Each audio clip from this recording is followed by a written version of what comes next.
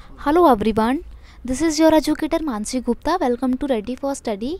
आज हम अपनी नई बिगनिंग करने जा रहे हैं। मैं आपके लिए आज से क्लास 10th का क्रैश कोर्स स्टार्ट करने जा रही हूं, जिसमें मैं आपका क्लास 10th का टर्म 2 का एसएसटी का जो भी सिलेबस है वो कवर करेंगे हम। ठीक है, आपको पता है 26 अप्रैल से आपके एग्ज़ाम्स स्टार्ट हैं, तो अभी 2 महीने का जो टाइम है, मैं कोशिश करूँगी कि इन 2 मंथ्स में मैं आपका एसएसटी का पूरा सिलेबस जो है वो कवर करवा दूँ।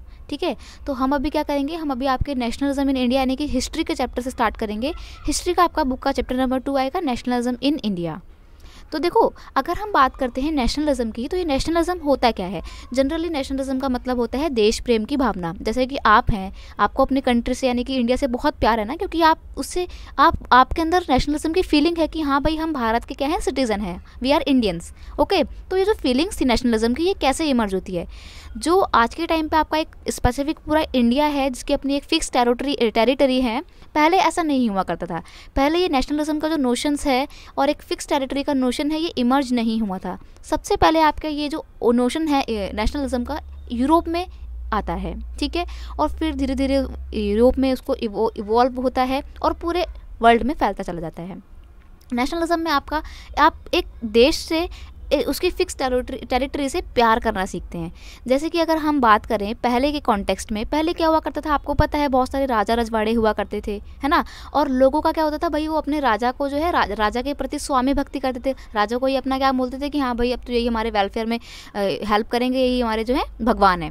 फिर क्या होता था, मान लीजिए किसी दूसरे राजा ने उस राजा के ऊपर अटैक किया पहले वाले पे, और वो जो एरिया था जिसमें आप रहते थे वो सब्जुगेट कर लिया। सब्जुगेट मतलब या फिर ऑक्यूपाई कर लिया, उसके ऊपर अटैक करके उसको अपने कंट्रोल में ले लिया। अब आपके राजा चेंज हो जाएंगे, तो आपकी जो स्वामी भक्ति है, यानी कि आप जिसके प्रति आप डेडिकेटेड होकर अपनी सर्विस प्रोवाइड कर रहे थे, वो पर्सन चेंज हो जाएगा। ठीक है, तो ये चीज़ें है, पहले इन सब चीज़ों की वजह से नेशनलिज्म की एक फीलिंग जो है वो इमर्ज नहीं हो पाई थी। क्यों? क्योंकि लोगों के अंदर एक नोशन ही नहीं था कि अपने राजा से, अपने देश से प्यार करना है। ठीक है, उन्हें पता था भाई आज हमारा राजा ये है, क्या पता कल को कोई और भी चेंज हो जाए। तो ये सब चीज़ें थी पहले।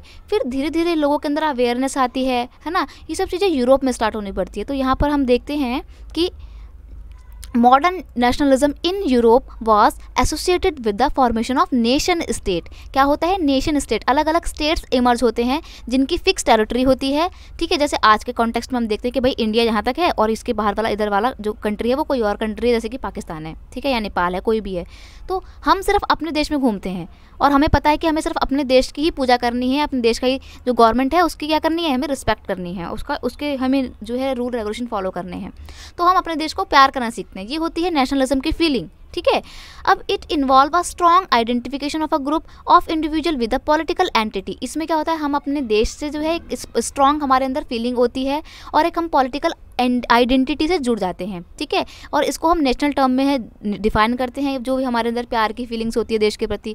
और देखो, नेशनलिज्म की फीलिंग को धीरे धीरे हम लोग जो है कैसे दिखाते हैं, सिंबल्स के थ्रू, सॉन्ग्स के थ्रू, है ना, पिक्चर्स के थ्रू दिखाते हैं। जैसे कि अब अगर हम इंडिया की बात करें तो हमारा अपना खुद का एक फ्लैग है ना। हम कहते हैं ना भाई, हमारा देश का फ्लैग है, हमारा तिरंगा, हमारा प्यारा, है ना। सिंबल्स जैसे कि सॉन्ग्स वगैरह हम गाते हैं, राष्ट्रगान, राष्ट्रगीत, इन सब चीज़ों की वजह से नेशनलिज्म की एक जो फीलिंग है वो हमारे अंदर आ जाती है। देखा होगा आपने 26 जनवरी के टाइम पे इंडिपेंडेंस डे और आपका रिपब्लिक डे होता है, तो ये जब आप अपना सुनते हैं, सॉन्ग्स वगैरह सुनते हैं, नेशनल एंथम सुनते हैं, तो आपके अंदर एक गर्व आ जाता है ना, मतलब प्राउड फीलिंग, अरे वाह हमारे देश का गाना है ये। तो वो सब चीज़ें, ये नेशनलिज्म को बढ़ाने के लिए हम इन टैक्टिक्स का इस्तेमाल करते हैं, सिंबल्स का, सॉन्ग्स का। ठीक है, अब अगर हम बात करें इंडिया की, तो इंडिया में जो नेशनलिज्म की फीलिंग है ये कैसे इमर्ज होती है। हमने यहाँ पे देखा कि भाई यूरोप में सबसे पहले आई थी ये फीलिंग, इंडिया में नेशनलिज्म की फीलिंग जो है वो कैसे आती है। तो देखो, आपको पता है कि हम क्या थे, ब्रिटिशर्स की कॉलोनी थे। कॉलोनी मतलब ब्रिटिशर्स ने हमारे ऊपर कंट्रोल कर रखा था, हमारे को कॉलोनाइज कर रखा था, है ना, हमारे को अपना गुलाम बना रखा था। अब देखो, कॉलोनियलिज्म क्या होता है, सॉरी वर्डिंग थोड़ा सा बड़ा था। तो कॉलोनियलिज्म क्या होता है, तो कॉलोनियलिज्म एक ऐसा प्रोसेस होता है in which a powerful country try to occupy और subjugate an inferior or weaker country and try to establish complete control over it. इसको बोलते हैं क्या, इसको बोलते हैं कॉलोनियलाइजेशन। तो इंडिया को जो है ब्रिटिशर्स ने अपना गुलाम बना रखा था, है ना। अब जब ब्रिटिशर्स ने इंडिया को अपना गुलाम बना रखा था तो उन्होंने हमारी नाक में दम मचा रखा था, बिल्कुल हमें इतना परेशान कर रखा था। हमारे देश की, हमारे कंट्री की जो इकोनॉमी थी उसको बिल्कुल ड्रेन कर रखा था। हमारे जो रिसोर्सेज थे उनको क्या करते थे, एक्सट्रैक्ट करते थे, है ना, और हमारे देश के लोगों को एक्सप्लॉइट करते थे। तो हम देखते हैं कि धीरे धीरे इंडिया के अंदर ही अलग अलग ग्रुप जो है वो इमर्ज हो जाते हैं, लोग यूनाइट हो जाते हैं। किसके लिए, एंटी कॉलोनियल मूवमेंट वहाँ पे फिर स्टार्ट होने लग जाते हैं। यानी कि वो ब्रिटिश पॉलिसीज़ को, ब्रिटिश पॉलिसी जो है उसको क्या करते हैं, उसको डिनाई करना शुरू कर देते हैं, उसको मानने से इनकार कर देते हैं। बोलते हैं कि ये तो बहुत ही हमारा एक्सप्लॉइटेशन हो रहा है हमारा, ठीक है, बहुत ही अन्याय टाइप की, बहुत ही बेकार पॉलिसी है। तो लोगों ने अपने अपने छोटे लेवल पे क्या स्टार्ट कर दिए थे, एंटी कॉलोनियल मूवमेंट जो है वो स्टार्ट कर दिए थे, ठीक है। फिर भारत में किसकी एंट्री होती है, हमारे महात्मा गांधी की, जिसके बारे में आपको बहुत अच्छे से पता होगा, है ना, गांधी जी के बारे में। तो गांधी जी क्या करते हैं, इन अलग अलग एंटी कॉलोनियल मूवमेंट को एकजुट करते हैं, मतलब उनको यूनाइट करते हैं। वो बोलते हैं कि अलग अलग लड़ोगे कुछ नहीं होगा, अगर हम सब लोग मिलकर लड़ेंगे, मिलकर आवाज़ उठाएंगे इन ब्रिटिशर्स के अगेंस्ट, तो शायद हम सक्सेसफुल हो सकते हैं, ठीक है। तो ये जो एंटी कॉलोनियल मूवमेंट थे, गांधी जी ने इनको यूनाइट किया, ठीक है, और नेशनलिज्म के नाम पे इनको जोड़ने की कोशिश करी थी। उन्होंने बोला कि अगर हम सब भारत के हिस्सा हैं तो हमारे को क्या करना है, इन अंग्रेज़ों से, इन बाहर के लोगों से मिलकर लड़ना है, ठीक है। तो गांधी जी ने हमारे को यूनाइट किया और फिर हमारे देश का क्या स्टार्ट होता है, फ्रीडम स्ट्रगल स्टार्ट होता है। तो चैप्टर की बिगिनिंग होगी, चैप्टर में हम ये पढ़ेंगे कि हमारा जो देश आज प्यारा सा हमारा भारत आज़ाद है, आज हम इस इंडिपेंडेंट इंडिया में रहते हैं, ये कैसे इंडिपेंडेंट हुआ था, ठीक है। तो स्टार्टिंग करते हैं। सबसे पहले आपको स्टार्ट जब करेंगे बुक में तो आपको भी देखने को मिलेगा कि फर्स्ट वर्ल्ड वॉर जो है उसके क्या इम्पैक्ट होते हैं। बच्चे जी देखिए यहाँ पे ना आपको पेपर में डायरेक्ट क्वेश्चन मिल सकता है कि what are the main impact of the first world war in the India, ठीक है। और ये भी मिल जाएगा कि कैसे इंडिया में जो नेशनल मूवमेंट थे वो स्टार्ट हुए due to the first world war, ठीक है। तो हम देखेंगे क्या होता है भाई। फर्स्ट वर्ल्ड वॉर कब शुरू होता है भाई, 1914 से 1919। अब आप में से बहुत बच्चों के मन में आ रहा होगा कि मैडम फर्स्ट वर्ल्ड वॉर तो यूरोप में स्टार्ट हुआ था, उसका इम्पैक्ट इंडिया में कैसे पड़ सकता है। तो मैं आपको बताऊंगी कि भाई बहुत ही मेजर पॉलिटिकल और सोशल इम्पैक्ट पड़ता है। पूरा एक क्वेश्चन है, आप ये जो गोले देख रहे हैं ना, ये आपके एक क्वेश्चन के पॉइंट हैं। तो मान लीजिए ये आपका एक क्वेश्चन है और आप उसके पॉइंट्स पढ़ रहे हैं। तो देखो भाई, हम देखते हैं कि वॉर जो है उसने बहुत इंपॉर्टेंट रोल प्ले किया था in the shaping of India's freedom struggle. Bharat के जो फ्रीडम स्ट्रगल था उसको एक शेप देने में, उसको एक ढांचा प्रोवाइड करने में, ठीक है। देखो क्या होता है, जब हो रहा होता है पूरा आपका लड़ाई वड़ाई का माहौल चल रहा होता है यूरोप में, और हमें तो पता है कि हम क्या हैं, हम तो गुलाम थे उस टाइम पे। तो ब्रिटिशर्स को क्या करना था, उनको वॉर में लड़ना था, और लड़ने के लिए क्या चाहिए होता है भाई, डिफेंस एक्सपेंडिचर बहुत ज़्यादा बढ़ जाता है। मतलब सेना के ऊपर जो खर्चा हो रहा था वो बहुत ज़्यादा बढ़ जाता है। क्यों, लड़ने के लिए रिसोर्सेज चाहिए, और रिसोर्सेज कहाँ से आएंगे भाई, पैसा तो चाहिए ना। ऐसा तो है नहीं कि भाई जादू का मंत्र पड़ा और कोई आपके पास रिसोर्स आ गया, आपके पास गन आ गई, ऐसा तो कुछ नहीं होता, पैसे से ही आएंगी चीज़ें। तो उनको जो गवर्नमेंट थी, ब्रिटिशर्स गवर्नमेंट थी, उनका डिफेंस एक्सपेंडिचर बहुत बढ़ जाता है और इसलिए उनके पास पैसों की कमी हो जाती है, ठीक है। तो वो पैसे की कमी को पूरा करने के लिए वो किसका इस्तेमाल करते हैं, हमारे भारत का, क्योंकि हम भाई सोने की चिड़िया थे तो वो हमारा इस्तेमाल करेंगे। तो वो क्या करते हैं, दे इंक्रीज द टैक्सेस, ठीक है। हमारे ऊपर टैक्सेस जो है उसका करों का जो बोझ है वो लाद देते हैं, इंक्रीज कर देते हैं टैक्सेस में। कस्टम ड्यूटीज़ जो है उसको बढ़ा देते हैं। कस्टम ड्यूटी मतलब बाहर से हम कुछ भी सामान इंपोर्ट कर रहे हैं या अपने देश का कुछ भी सामान बाहर बेच रहे हैं तो उसके ऊपर बहुत ज़्यादा टैक्स लिया जाता था, उसको बोलते हैं कस्टम ड्यूटीज़, वो बढ़ जाती हैं, ठीक है। प्राइसेस जो है, prices of the goods also increase. तो इन सब का समअप क्या होता है कि भाई लोगों के पास जो पैसा है वो बहुत कम बचता है। क्यों, सारा पैसा तो टैक्स में चला जाता है, ठीक है। जो चीज़ें हैं, जो खाने पीने की चीज़ें हैं, उनके जो प्राइस होते हैं भाई बहुत ज़्यादा हाई मतलब इन्फ्लेशन आ जाता है बहुत ज़्यादा, ठीक है, एकदम हाई पे पहुंच जाते हैं। अब लोग बेचारे परेशान।